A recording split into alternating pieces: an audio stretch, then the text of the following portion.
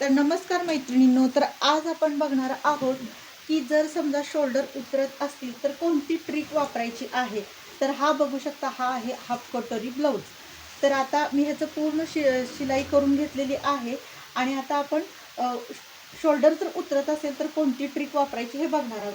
तर त्यासाठी आपण काय करणार आहोत, दोन्ही हे शोल्डर आहेत ना, पाठीमागचे आणि पुढचे, तर आपण जोडून घेणार आहोत अर्धा इंचावरती. तर बघू शकता, इथून असं मी आता शिलाई मारून घेते.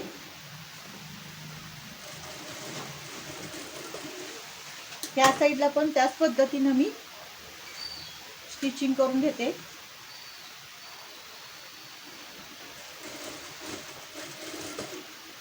हे बघू शकता, दोन्ही साईडला अर्धा अर्धा इंच मी शिलाई मारून घेतलेली आहे. आता आपल्याला पुढचं काय करायचं आहे तर बघू शकता, हे तयार झालेले आहे. तर शोल्डर जोडायच्या अगोदर आपल्याला दोन्ही ह्या पट्ट्या एकसारख्या आहेत की नाही चेक करून घ्यायच्या आहेत. म्हणजे ह्यांची लेंथ तर बघू शकता, दोन्हीची पण लेंथ एकसारखी व्यवस्थित आहे. आणि त्याच्यानंतर आपल्याला काय करायचं आहे, गळासुद्धा आपला व्यवस्थित आलेला आहे की नाही आकार, तो पण चेक करून घ्यायचा आहे. तर दोन्हीही व्यवस्थित आकार आलेला आहे. आता पुढं आपण गोट पण कसा लावायचा हेही ह्या व्हिडिओमध्ये बघणार आहोत. आणि शोल्डर उतरू नये म्हणून काय करायचं हे पण, म्हणजे दोन्हीही आपल्याला एकाच व्हिडिओमध्ये शिकायला मिळणार आहे. तर आपल्याला काय करायचं आहे, आता हे कापड आहे शिल्लक राहिलेलं. आता ह्याच्यातून आपल्याला एक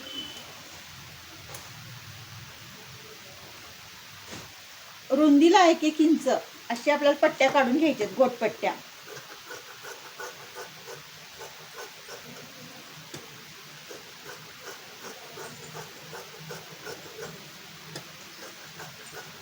तर जेवढ्या आपल्याला गळ्याला लागणार आहे तेवढ्या पट्ट्या आपल्याला काढून घ्यायच्या आहेत. क्रॉसमध्ये आपल्याला काढून घ्यायच्या आहेत.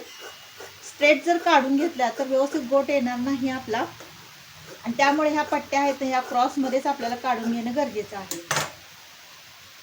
तर बघू शकता, आता हे जे आहे ना, हा क्रॉस इकडे आहे, तर हा क्रॉस इथे लावायचा आहे आपल्याला आणि आपल्याला अशी टीप मारून घ्यायची आहे व्यवस्थित.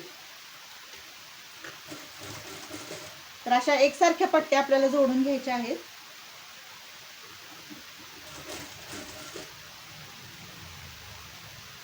तिन्ही ज्या पट्ट्या आहेत ना त्या एकत्र जोडून घ्यायच्यात आपल्याला.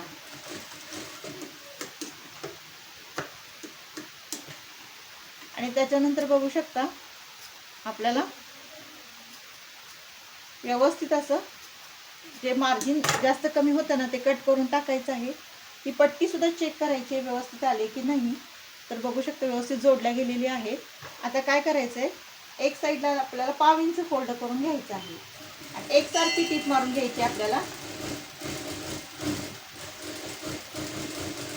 एकसारखी टीप यायला पाहिजे. 1/2 इंच सेम अंतर घ्या, कमी जास्त व्हायला नको.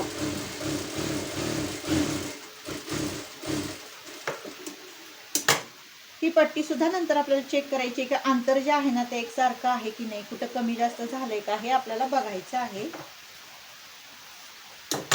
आणि जिथं कमी जास्त झाले ते कट करून टाकायचं. तर आता आपल्याला काय करायचं आहे, तर आता जोडताना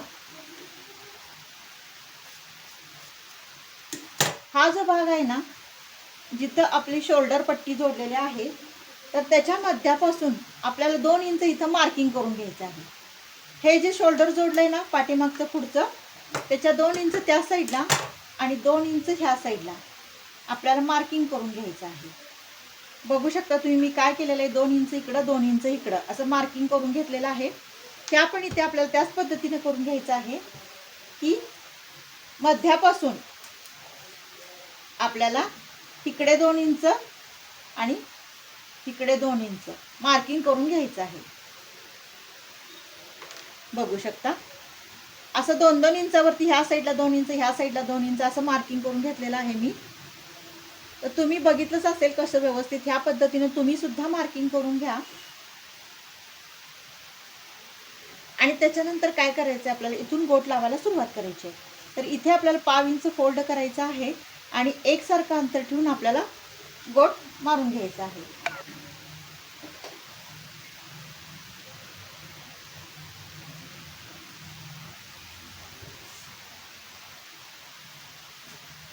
तर बघू शकता, ही पट्टी जी आहे ना ती आता इथून जोडायला सुरुवात करायची आहे आपल्याला. व्यवस्थित एकसारखं अंतर आपल्याला ठेवायचं आहे. एकसारखं अंतर ठेवा, कमी जास्त करू नका.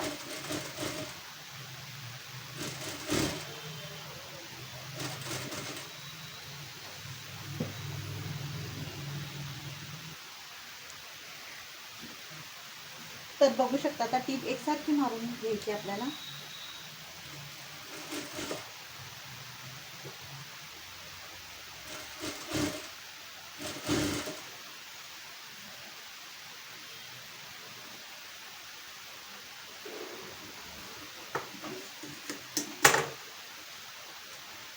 तर आपल्याला काय करायचं आहे इथे सांगते, म्हणजे 2 इंच जिथं आपण मार्किंग केलेलं आहे ना,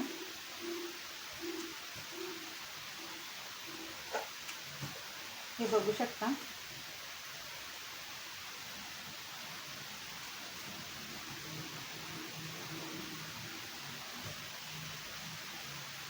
आपण 2 इंच ह्या साईडला घेतलेला आहे, 2 इंच ह्या साईडला घेतलेला आहे. तर 2 इंचापासून आपल्याला टीप मारताना थोडंसं जे हे कापड आहे की नाही, हे जे वरचं आपण बोटपट्टी लावणार आहे ना, ती थोडीशी ओढून घ्यायची, खेचून घ्यायची, अशी भरपूर खेचून घ्यायची आहे. म्हणजे ह्या 2 इंचापासून ती ह्या 2 इंचापर्यंत पूर्ण अशी खेचून लावायची आपल्याला. तर बघू शकता तुम्ही, अशी व्यवस्थित खेच, पट्टीला भरपूर ओढ द्यायची आहे आणि अशी खेचून इथपर्यंत लावायची आहे, बघू शकता. आणि परत इथून थोडीशी नॉर्मल सोडायची, म्हणजे थोडीशी ओढायचीच आहे पण नकळत तिथं लूज सोडायची आहे.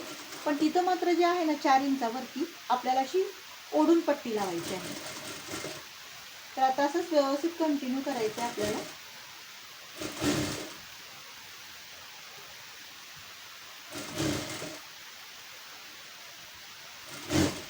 जसा आपला राऊंड शेप आहे ना तसंच आपल्याला पट्टी वळवून व्यवस्थित घ्यायची आहे. त्याच्यानंतर आता 2 इंचावरती आपली इथं पट्टी आलेली आहे, बघू शकता. इथं 2 इंच मार्किंग केलेलं आहे, इथं 2 इंच मार्किंग केलेलं आहे, तर 4 इंच दिसत असेल. तर आता इथून पण आपल्याला पट्टी खेचून लावायची आहे 2 इंचापासून. अशी व्यवस्थित खेचून लावा, म्हणजे जेणेकरून शोल्डर उतरणार नाही, शोल्डर उतरू नये म्हणून ही पट्टी अशी खेचून आपल्याला लावणं गरजेचं आहे, तरच आपलं शोल्डर उतरणार नाही. तर बघू शकता ह्या पद्धतीनं आपण जर खेचून पट्टी लावली ना, तुमचं कधीच शोल्डर उतरणार नाही ब्लाऊजचं. आणि त्याच्यानंतर बघू शकता, म्हणजे हे 2 इंच बघू शकता, इथून 2 इंच, इथून 2 इंच, असं जवळजवळ 4 इंच आपण पट्टी ओढून लावलेली आहे. ह्या पण साईडला आपण त्याच पद्धतीनं पट्टी ओढून लावलेली आहे. म्हणजे ह्या पद्धतीनं जर तुम्ही पट्टी ओढून लावा ना, तर शोल्डर अजिबात उतरणार नाही. तर आता आपण गोट करून घेऊया.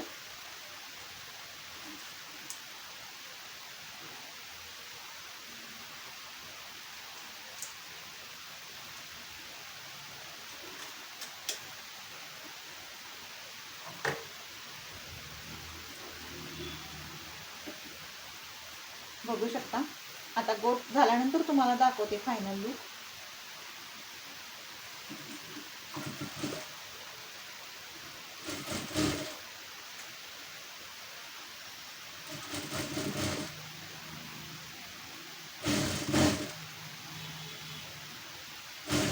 असं व्यवस्थित आपल्याला गोट करायचं आहे, जेणेकरून गोट, तर असंच आपल्याला घ्यायचं आहे, पुढं कंटिन्यू करायचं आहे.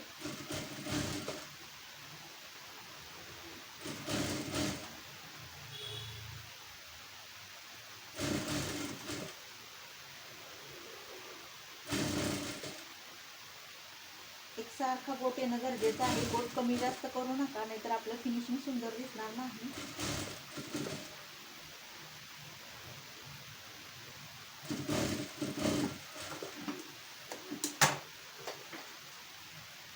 तर बघू शकता किती सुंदर आणि व्यवस्थित आपला गोट आलेला आहे, दिसत असेल तुम्हाला. अगदी व्यवस्थित आलेला आहे, कुठंही कमी जास्त नाही आहे. तर अशा पद्धतीनं जर गोट लावला तर गोट कधीच उतरणार नाही. आणि ही ट्रिक लक्षात ठेवा, इकडे 2 इंच, इकडे 2 इंच आपल्याला खेचून लावायची आहे पट्टी. जर खेचून लावाल ना तर कधीच तुमचं शोल्डर उतरणार नाही. ह्या पण साईडला त्याच पद्धतीनं आपल्याला खेचून पट्टी लावायची आहे, म्हणजे आपलं शोल्डर परफेक्ट बसणार आहे आणि शोल्डर आपलं कधीच